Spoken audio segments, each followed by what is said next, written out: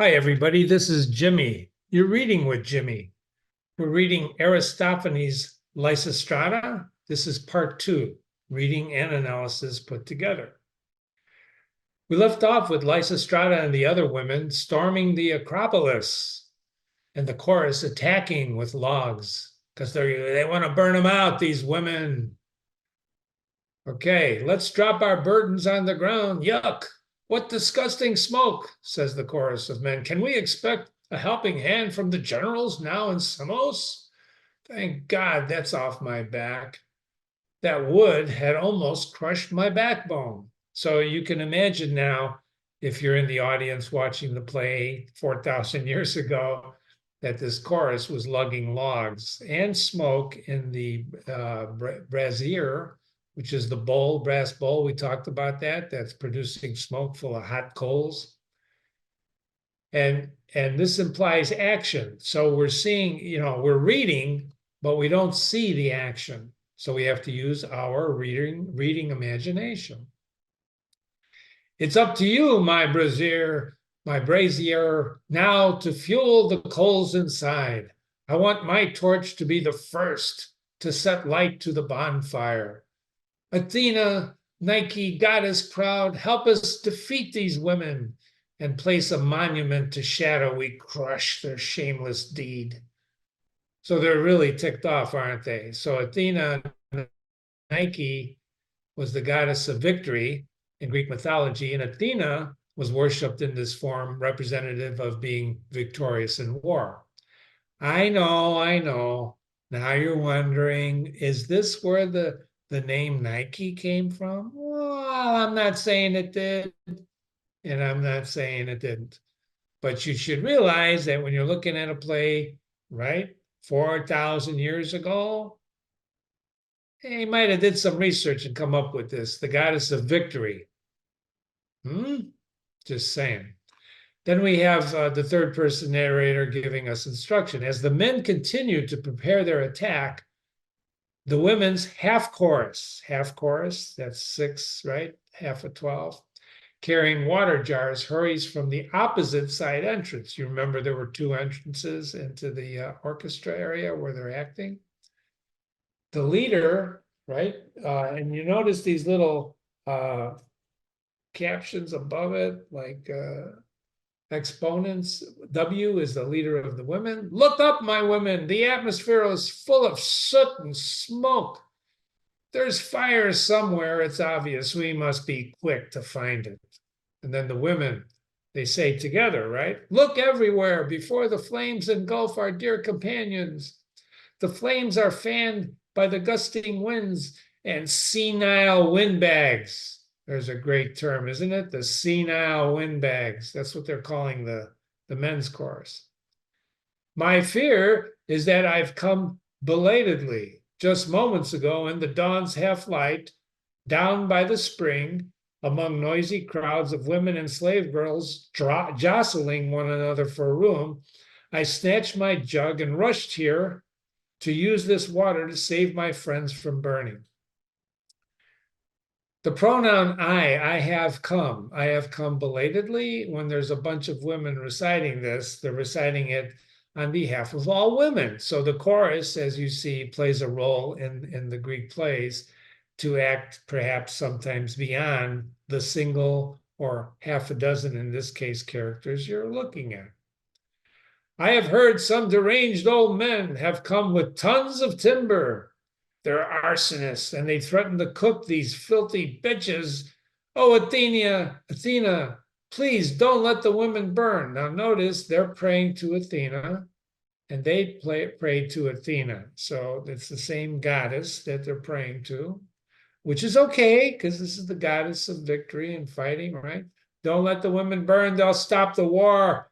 They will stop the war, the crazy war, and they will rescue Greece as well as Athens.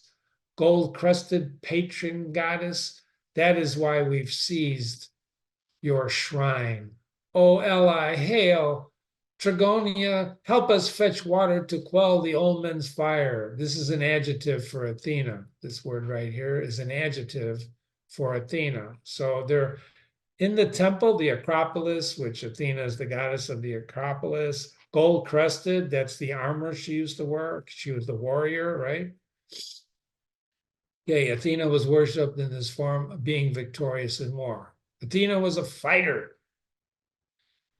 The third person narrator says the 2.5 choruses now face one another. So there they are on stage at in the orchestra area where they act. They move and they act with stylized pantomime aggression, which reflects their leader's words. Note the action.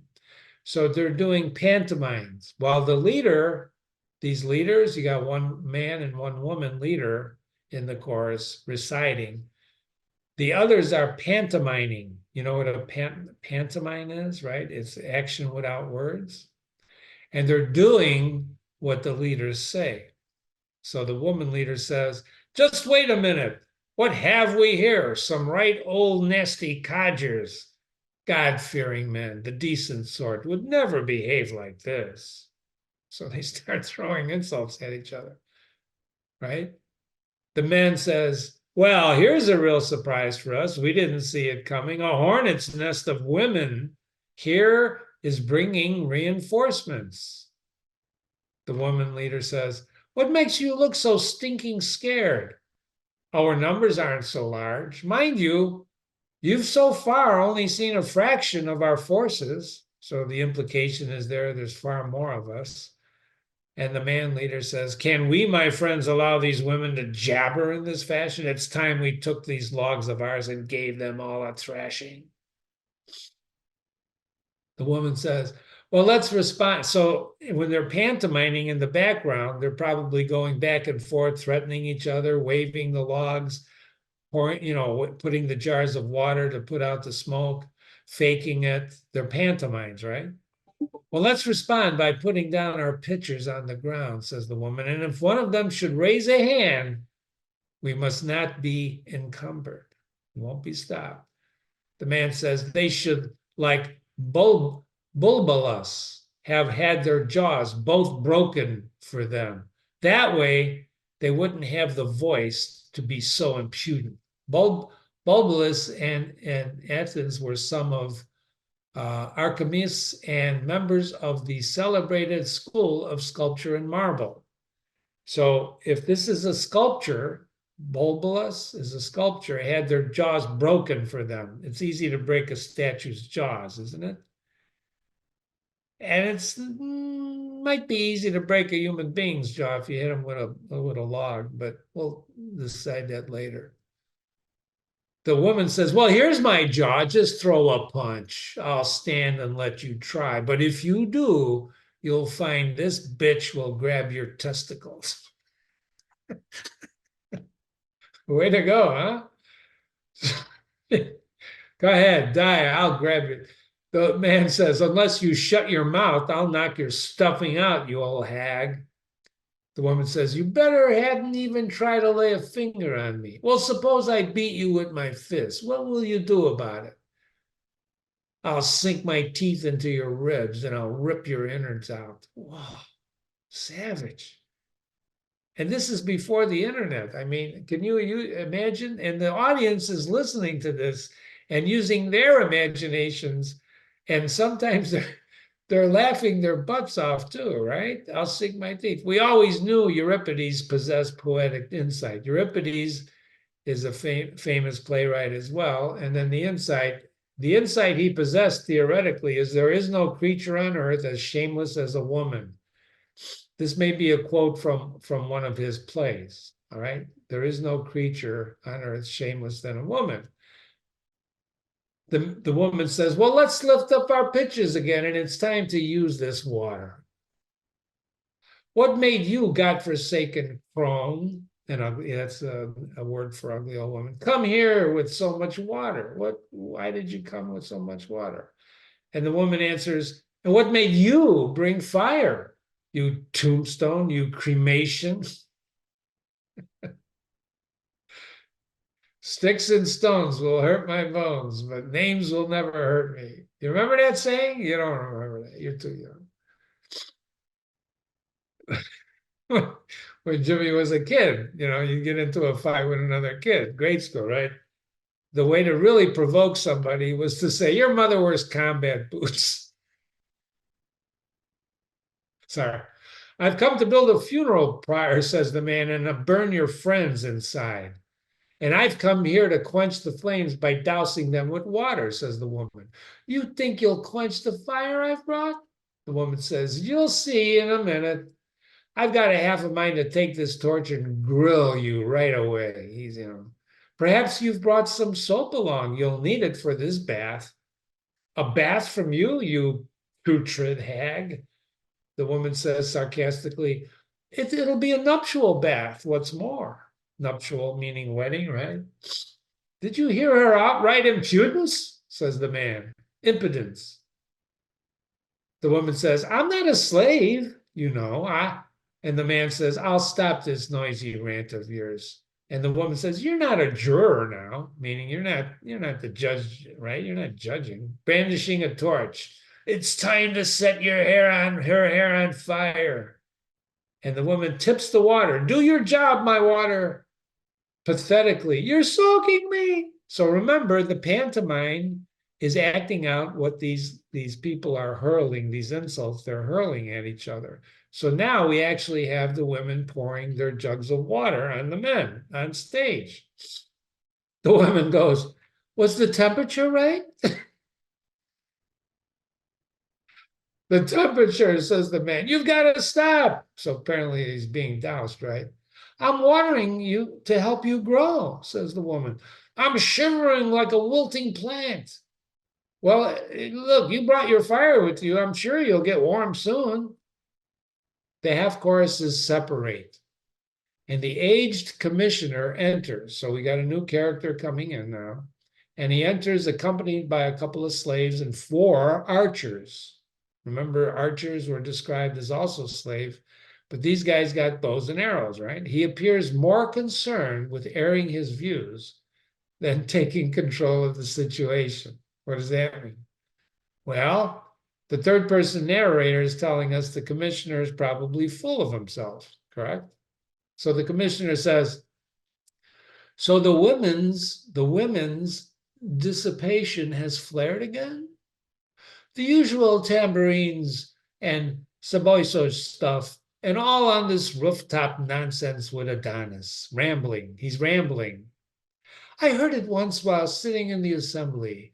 The monstrous, ill-fated fool was urging that we send a fleet to Sicily. Now notice this guy is getting off the track. He's just rambling, right? Rambling. Nearby, and the people listening to this, they know the references that he's talking about, and they understand his rambling, right? We talked about that. His wife was dancing, shrieking, "Oh, Adonis!" and then proposed that we fetch troops from Zakynthos, while his drunken wife was shouting on the roof, "Bewail Adonis! He, true though preserved, the God-forsaken, impious lunatic." So there you have it, women's wantonness. The man leader says, just wait till you hear the crime of this lot here. He's talking to the commissioner. On top of all their other outrageous deeds, they have soaked us to the skin. So now our cloaks are dripping as though that we've gone and pissed ourselves.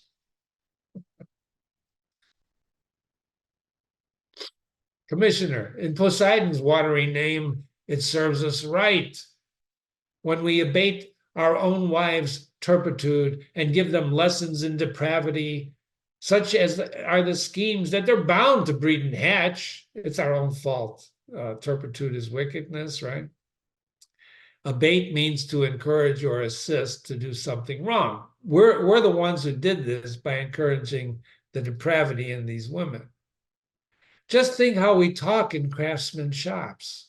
How we talk in craftsman shops, meaning how they talk in the barber shop, whatever. Lubriciously is in a way that shows too great an interest in sex, especially in an unpleasant way. Oh, you made a necklace, goldsmith, recently, but while my wife was dancing in the evening, the pin came out of the hole and it's meant to fit. Now I'm about to leave for Salamis.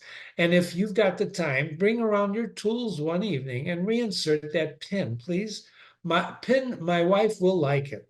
And another husband talking to a cobbler, right, says, who's young and has a virile prick, says this, my wife is having trouble with her foot. The strap is squeezing. Cobbler is a shoemaker, right? He makes shoes. The strap is squeezing around the fleshy cleft. The skin's so soft. Please come at noon one day and stretch it for her. Make it more width inside. And now a pretty pass affairs have reached. In other words, they're inviting these people to go and really cavort with their wives, right? So here's me, a city commissioner. I've come to see that timber's brought to make our new oars, build a navy. And I find myself locked out by women, no less. There's no use standing around. Bring the crowbars. I'll put a stop to this criminal act of theirs. And then to his slave, stop gawking, will you, wretch? You too, you do it, you dolt. Sorry. You look as though you're waiting for a drink. Get moving with those bars beneath the gates and start to pry them open. And I'll do the same with the lover here. But the gates suddenly open, and Lysistrata comes out. There's no need to force the gates, says Lysistrata. I'm coming out voluntarily. Why use your crowbars? It's not such tools you need, but careful thought. How dare you, Commissioner says, you filthy bitch. Arrest her, archers. Seize her and tie her hands behind her back. One of the archers starts to approach her. Lysistrata, by Artemis, if he lays a finger on me, this public slave will get it in the eye. So the archer's coming at her, and she threatens the archer. Well, get it in the eye. Get what? Punch? The archer hesitates. Commissioner, are you afraid of her? Just grab her around the waist. And then to another archer, you, help him. I want her tied up at once. As the second archer moves forward nervously, an old woman carrying a basket of wool steps out from the gates behind Lysistrata. The old woman says, by Pandorsos, you lay a finger on her and I'll trample you until the shit falls out. The archer backs off. Commissioner, the shit? What shocking language. To the third archer, hey, you, come here. Tie this woman up first to stop her prattle. The old woman appearing, by Prosperous, you lay a finger on her, right? There's an old woman, another one, and you'll soon acquire a shiny black eye. And this archer stops too and backs away. What, another one? To the fourth archer, quick, archer, here, grab her. I'll stop them from coming out here to face me down. Another old woman. See the letters here? C, B, and A, right? Emerging. By Artemis, goddess of bulls, you take one step and I'll tear your hair and make you scream to hell. And the final archer retreats. Sorry. Commissioner looking around. Oh, what a wretched fate. I've now used up all my archers. We can't accept defeat at the hands of a woman. To the archers, get into line, you Scythians, and be prepared to charge head on. Lysistrata. And when you do, you will find that we too have our troops, 4 companies of warlike women, all waiting armed inside. Commissioner, raging, twist back their arms, you Scythians, truss them up. Tie them up. The archers approach tentatively, carefully. Lysistrata calls to those inside. Come, allied women, rush to our defense. You market trading, vegetable vending swarms, you tavern keeping, bread and garlic wives, get hold of them and give them all the bruising that call them the filthiest of names, and show no restraint. Various women appear and repulse the half-hearted attack of the archers. So we remember they're watching all this like a commander. Lysistrata says, the battle is won. Pull back. No booty taking. So in those days, when you won a battle, you'd strip the opposing people who are dead of stuff, right? But she's telling them no booty taking. The commissioner, my archery division's been destroyed. Lysistrata, well, what did you expect? Did you believe that we're here to obey like slaves, or don't you know that women too have spunk? Commissioner, and plenty too, provided alcohol is close at hand. Stepping forward, the men leader says, Commissioner of our city, you've expended many words. Why lock yourself in an argument with animals like these? Aren't you aware of what a bath they doused us with just now while we were wearing all of our clothes and we had no soap? Not even could we pay. They were very clean people in those days, right? They used to have public baths. The leader of the women says, well, now, you've learned your lesson, mate. You shouldn't harry neighbors. You shouldn't, upset your neighbors. But if you do, you must expect to get a pair of shiners. Demurely, modestly. I didn't want to start a fight. My aim is like a maiden's, right? To trouble no one here at all, but to keep my modest manner and provided that no one stirs me up and rouses me to anger. Then there's a break called the agon. This is a conflict or struggle contest. That's what agon means. And we've already explained what strophe and antistrophe mean. So the old men say, O Zeus, how shall we deal with monsters like these? Intolerable it is. Commissioner, you must help investigate. What motive could have brought them to occupy this rocky mound, the Acropolis?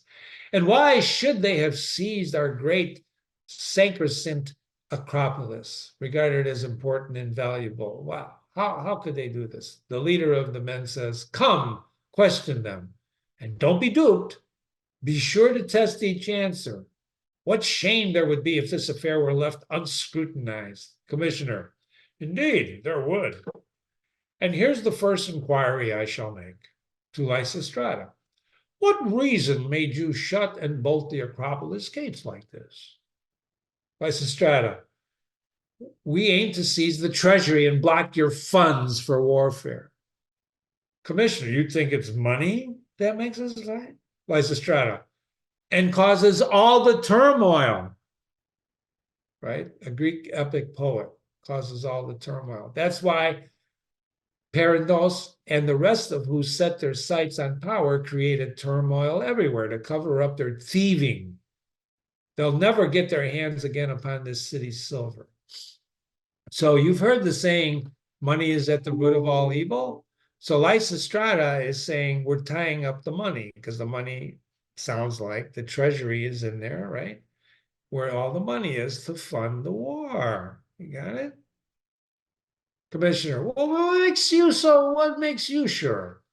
Lysistrata, you need to ask? Well, we're going to be the treasurers now. You women look after the city funds? Lysistrata, what makes you think that's strange? Don't we, your wives, already hold the purse strings in your houses? See, the women in those days, right? They controlled the purse strings of the house. And that went for time along, even nowadays, right? Wives were always the secret to controlling the house funds, even in Victorian days. Once we read some Victorian literature, Commissioner says, it's not the same. Lysistrata, why not? Because the city pays for warfare. Lysistrata, well, there isn't any need for war. Commissioner, how else can we survive? Lysistrata, we women will keep you safe and sound. You women? Yes, we.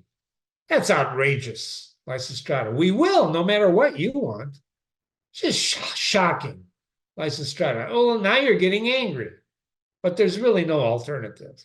Commissioner, such rank contempt for justice. You must be saved, you old thing. Against my will? Yes, all the more so, says Lysistrata. Well, what gives you women the right to take control of war and peace? Well, I'll tell you then, says Lysistrata. And make it sharp, or else you're going to pay. See, there's always still these idle threats with this tension between men and women. Lysistrata says, well, then listen and stop waving your arms. So all this time, remember, you're not seeing the action. You have to use your imagination. So all this time the commissioner was talking, he's waving his arms. Stop waving your arms around. And the commissioner says, I can't. It isn't easy to keep my anger bottled up. Have you ever seen people talk with their arms? I want you to start watching people now when they talk, especially sometimes on television and the news. If people talk with their arms and start flailing their arms around, something's going on, right? Some people stand with their sides and just talk, right? They don't move their arms, or sometimes they'll move in a gesture. But this guy is what? According to Lysistrata, waving his arms around. He's flailing, he's waving his arms around. I can't do it, he says. I can't bottle up my anger. So one of the old women, woman A, chiming in, well, you're the one who will pay then. Commissioner, I hope you croak to death, you old crone. To Lysistrata. But you, explain. I shall do. For quite some time, we have seen your faults, and yet we suffered them in silence. We tolerated everything decided by our husbands. You wouldn't let us grumble, yet your actions didn't please us. We learned precisely what you did, and often in our houses, we heard reports of the bad mistakes in a very serious business of war, right? Then inwardly distressed, we would wear a smile as we asked nicely, what vote went through today? Perhaps to change the peace inscription? But all my husband ever said was, what's it all to you then? Hold your tongue. And so I did. Old woman A, well, I would never have done so. The commissioner to the latter, to the old woman, you had better learn, you would have earned a thrashing if you didn't hold your tongue. Lysistrata, and that's why I kept quiet. But later on, we would learn about how even worse decisions were made. And then we would ask, how can you, husband, all be quite so crazy?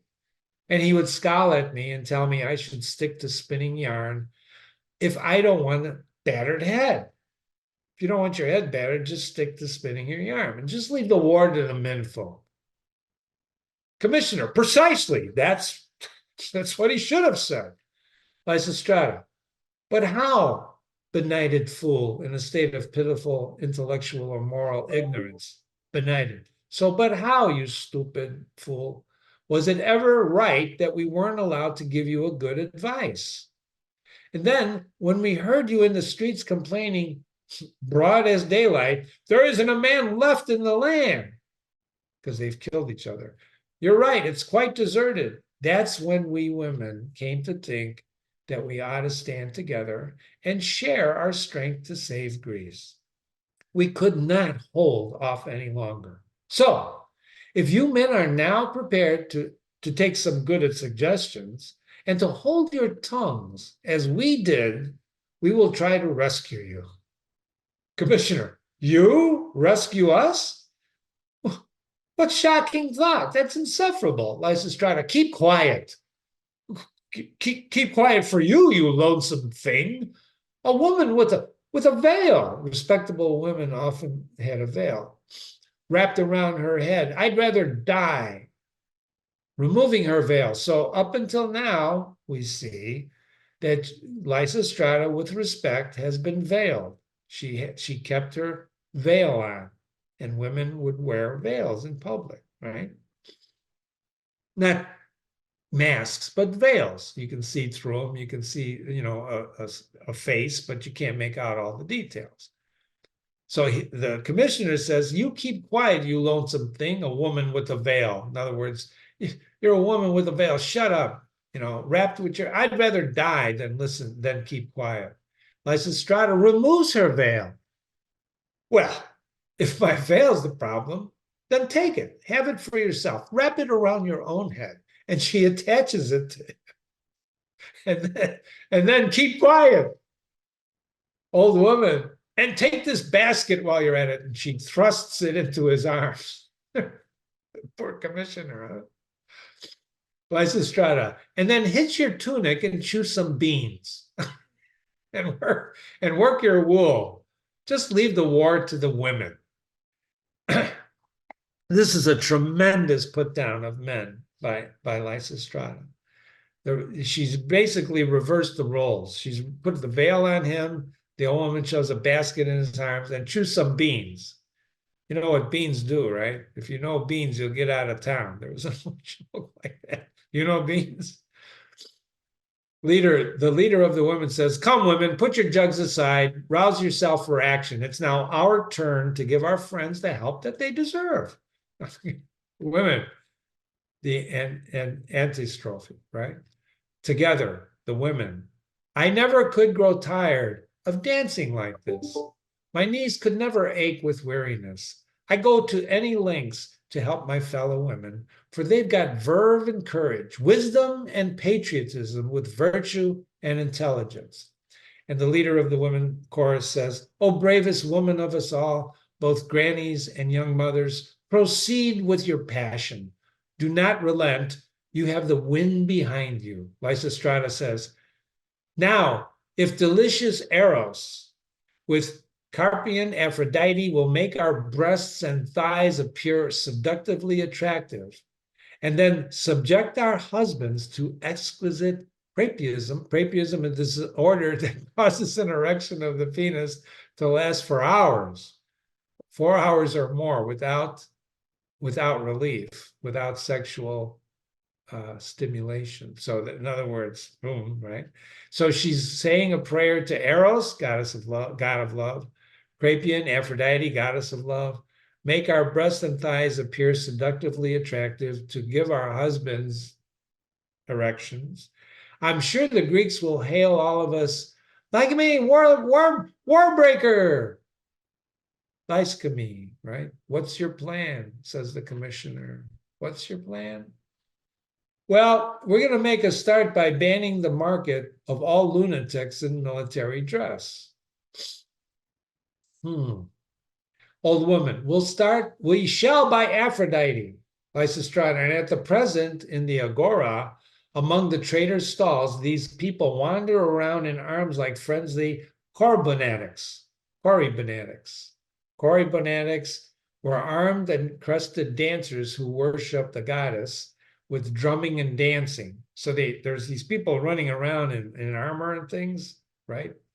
Of course they're armed, says the commissioner. Our soldiers brave, Lysistrata. But what a silly sight to see a man with a Gorgon shield just buying fish for supper. So they're going to the market armed with armor, Gorgon, right? You know what a Gorgon is. Oh, woman. The other day I saw a long-haired cavalry commander. Yeah, he was buying forage for his horse, and he put it in his helmet. Nearby, Thracian mercenary with weapons just like Tereus, right? He had petrified a poor old woman and then gulped down her figs. Tereus was the king of Thrace. See, all these references. Well, Jimmy, do I have to know every one of these references? No, but you have to know that they did.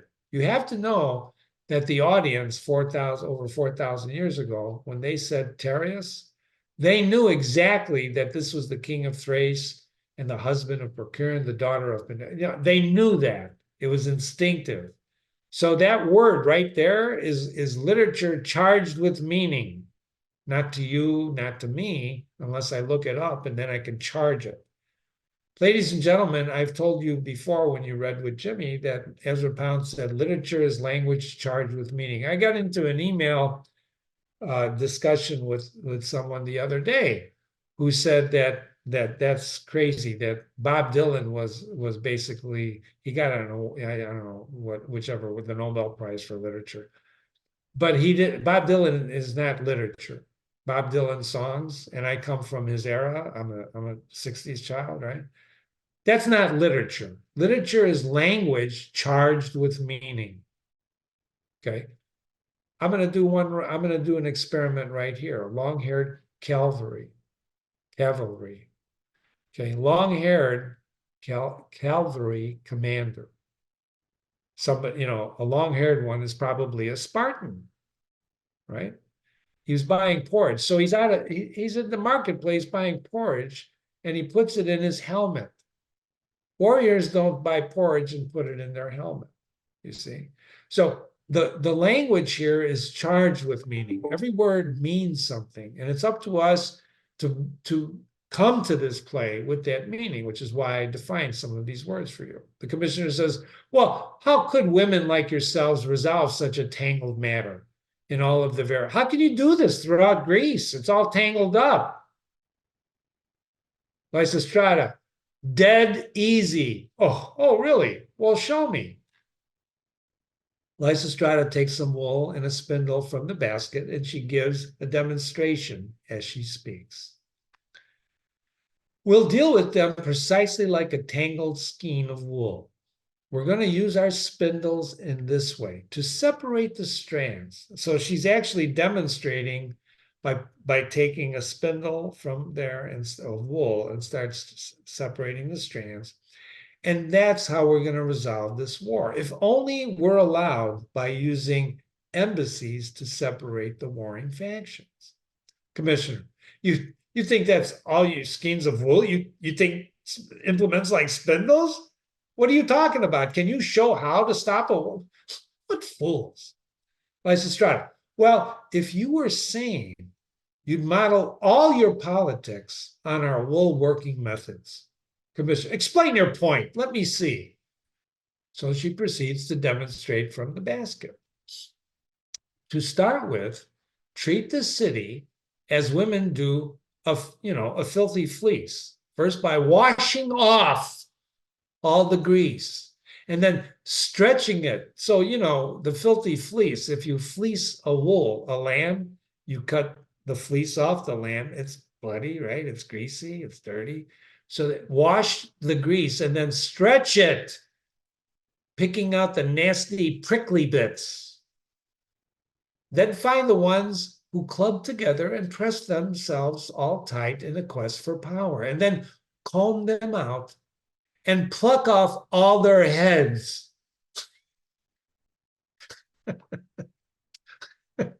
Now fill your basket with communal fabric of goodwill, with room for everyone, including well-disposed outsiders, and even debtors to the state. And there's space to mix them in. And don't forget the colonies. Sent out abroad by Athens, you ought to recognize that each is like a flock of wool. And then take together all these strands from all these different sources and draw them and bind them into one great mighty ball of wool, from which to weave a nice warm cloak for all the city's people. Isn't that amazing? This whole thing right here, isn't that amazing? It's called a metaphor. She's using wool, how you create wool together. Commissioner, how shocking that these women spin all of this out of woolly nonsense. They've played so small a part in the war. I mean, what the heck is going on here? Lysistrata, so small, repulsive blockhead. We pay a double price for war. First, we bear our children, and then we send them out as fighting troops. But silence, don't stir trouble. Well, then we should be finding joy and pleasure in our marriage, but we sleep alone because of the war. And it's not just wives who suffer. Think of the maidens who grow old unmarried. How it grieves me. See, Lysistrata is passionate about this. This war stuff is just draining their human capital. It's being drained. And don't men grow old too, says the commissioner? Oh, of course. But things are different. Even gray-haired man can find a youthful bride to marry, right? A woman's chance is very brief, and if she doesn't seize it, no man is going to marry her. She sits and waits for omens. Commissioner, well, while a man can get it up, aggressive, now she's getting aggressively. Look, isn't it time you just dropped dead?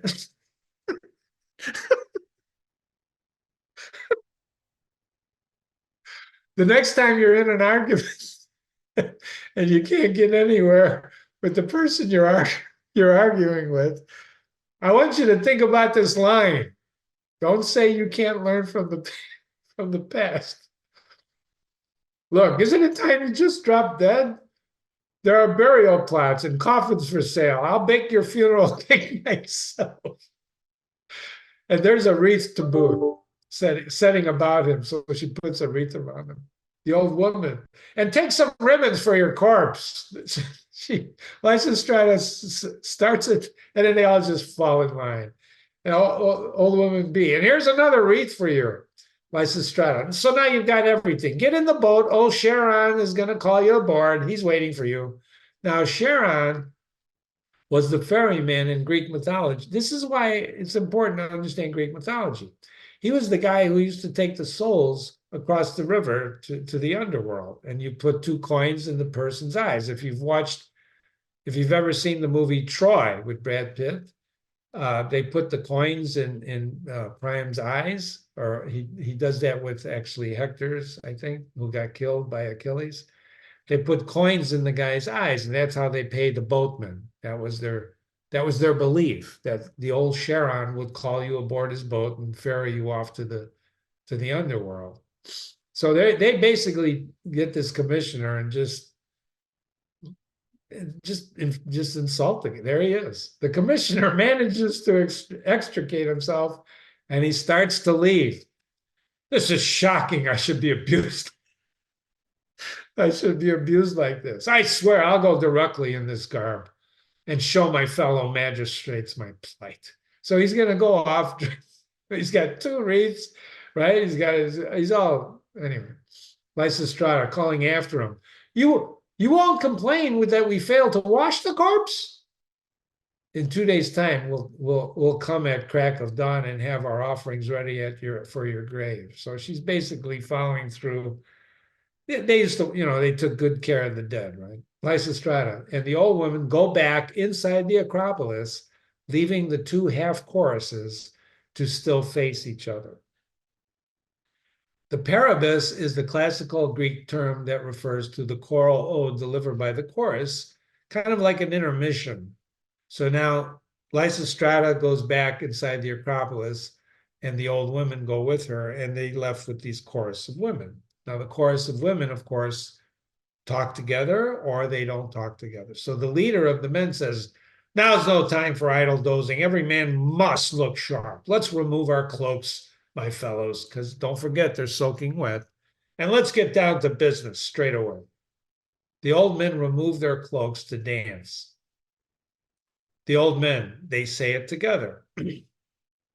I swear I'm on the scent of bigger and more dangerous plots. Indeed, I get a whiff of Hippias's tyranny. My fear is that some Spartan males have rendezvoused with Clendites, right? Hippias was the last tyrant of Athens. So remember, I'm giving you these footnotes because why?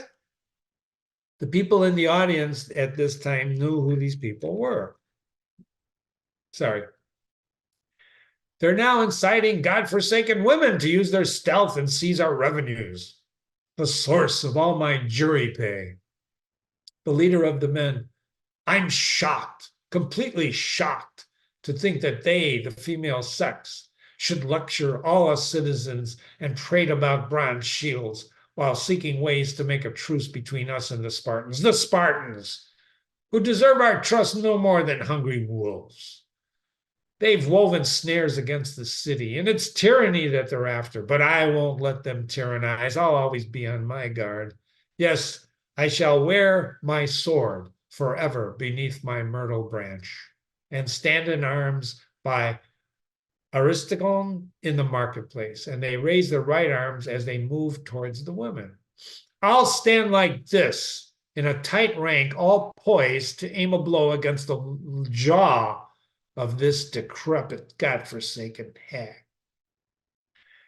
Before I go on, I'm shocked, completely shocked. If you saw Casablanca, that reminds me, I'm shocked to find gambling going on. I'm not saying he read Lysistrata when they wrote that line. I'm not saying that. Raising their arms, the leader of the women said, if you do, you will find your own face soon gets smashed into a pulp. Now's the time, my aged friends, to place our cloaks down on the ground. The women removed their cloaks, matching the old men's earlier action. So now they've both taken off their cloaks. The question, Jimmy, are they naked? Well, they may have some undergarments on. It doesn't really matter, but they're both cloakless. And remember, when the leader speaks like this, he's speaking for all men. The chorus is all men or all women.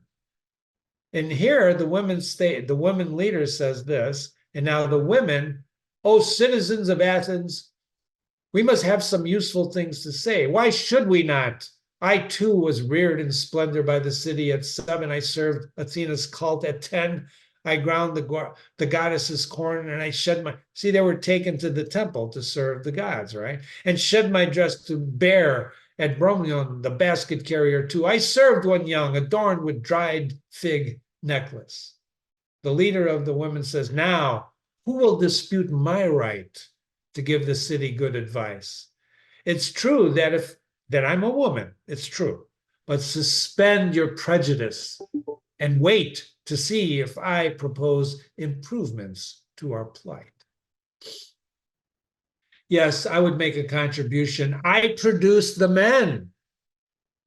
But as for you, sad geriatrics, what do you provide? For all the funds that our grandpas earned by fighting Persian wars, you've squandered now, although you pay no taxes of your own. And yet, you're the ones who want the war and make us risk extinction. Raising their boots, they approach the men, boom, echoing. I hope your grumbling's going to cease, but if you cause me trouble, you'll find my leather boot will land and kick right on your jaw. The old men, is their behavior scandalous? My suspicion tells me that there's more than meets the eye. Now's the time for every man with testicles to stand and fight, shedding their tunics. So now they take their tunics off. Let's remove more clothes. A man should smell well and truly virile, and not stay all wrapped up. Rouse yourselves, you white-footed soldiers. We who in our prime went to Lesprian, right?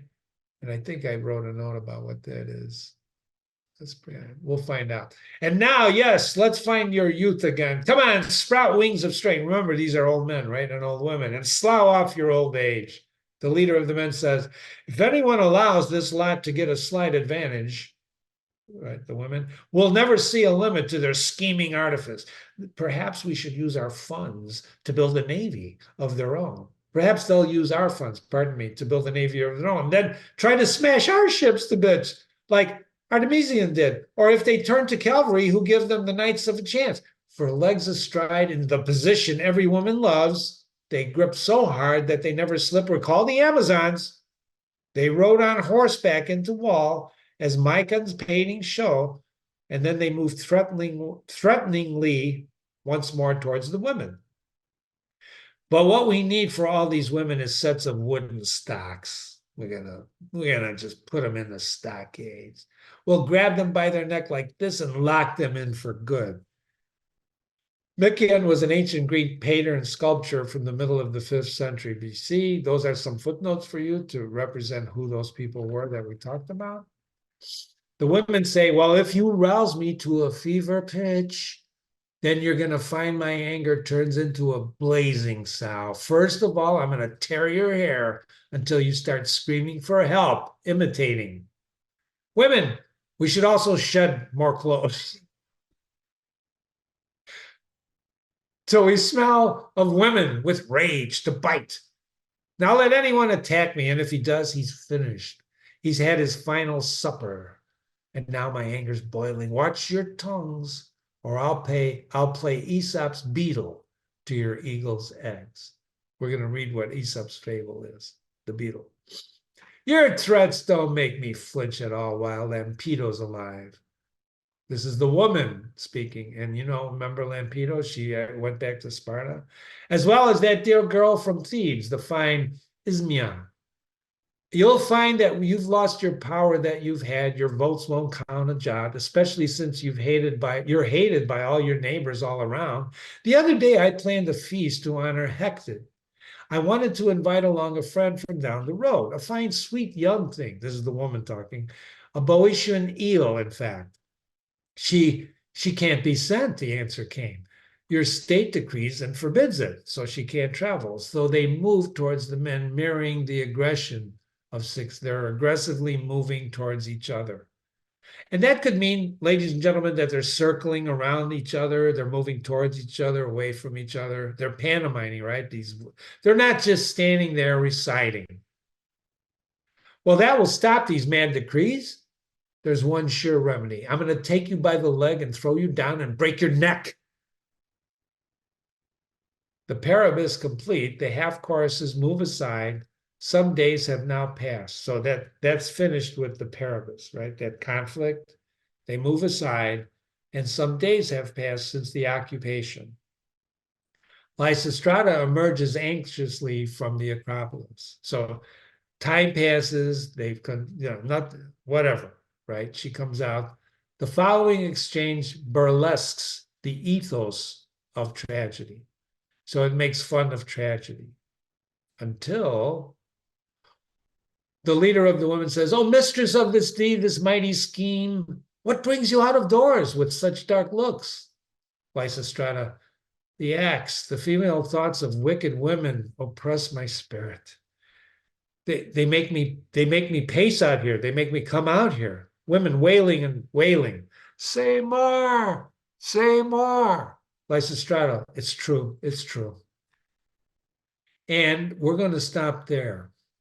We're going to see why Lysistrata comes out in the next reading. But before we leave, this is Aesop's fable of the egg and the beetle. And if you remember, this is what they said, or I will play. Who's saying this, right? The women imitating. If we go back, it's the leader of the men saying this, right? Imitating women, we should shed our clothes more, right? The women is saying this.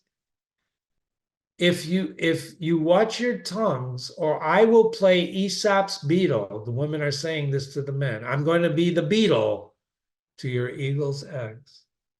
And if you read that, you're saying, what the hell does that mean?